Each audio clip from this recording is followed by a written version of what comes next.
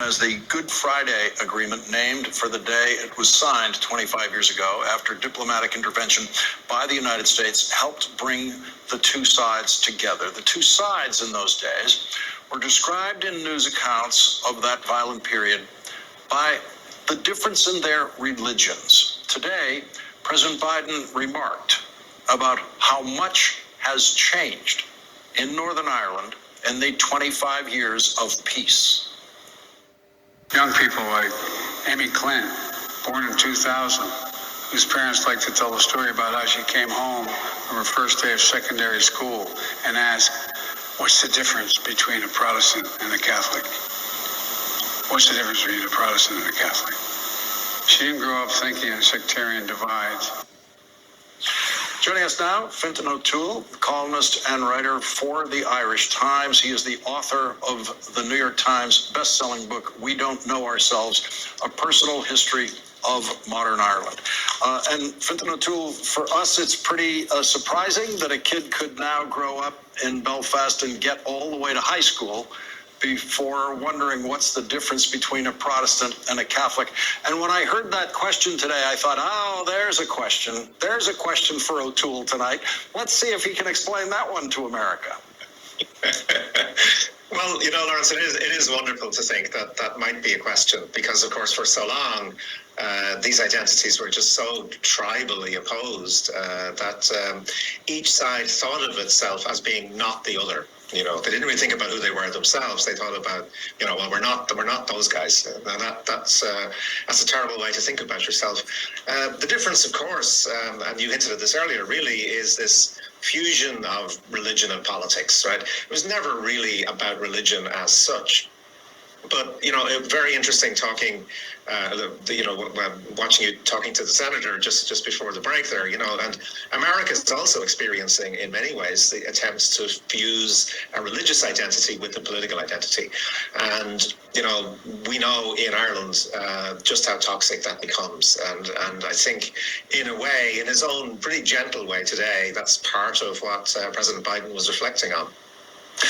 You make the point about the peace that was finally achieved in Belfast, which I have to say, for me, in the 1970s and the 1980s, it was unimaginable that it could get to the negotiated spot that it got to. I mean, it took, you know, 30 years or more to do it, but there were most of those years it seemed unimaginable.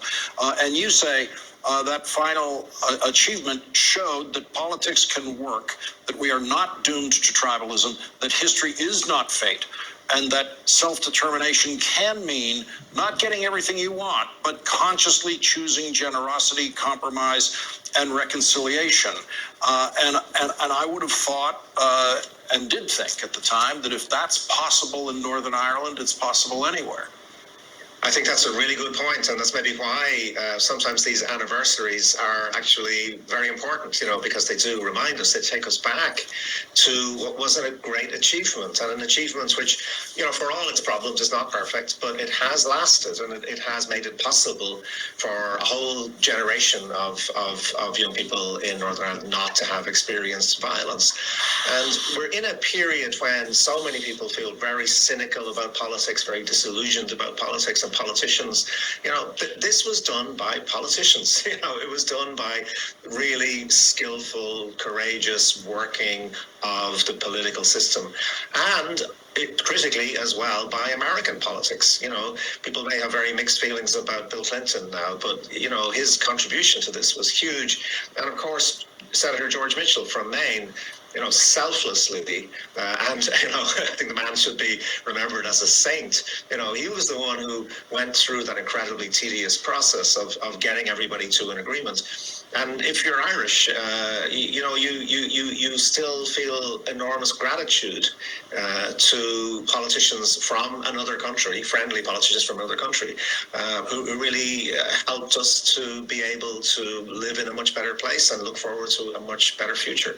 It was striking that the United States, and I'm not sure the United States still has this status in many places, but in those days was fully respected by both sides of that conflict. And so Senator Mitchell could actually leave the Senate and then go in there as a special envoy. He described it, I believe, once as 700 days of failure followed by 1 day of success. Yeah, and this is where, as you say, America's standing at that time as an honest broker was accepted by both sides, but also something that maybe, we're losing, which is a sense of American optimism.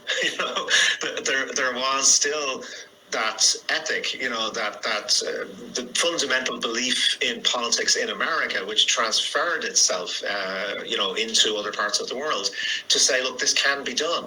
As you were quoting there, we're not doomed to just continually repeating over and over again the same mistakes. And I think if it wasn't, we didn't have that that sense of American optimism, that can-do attitude. It's possible this conflict could still be going on today.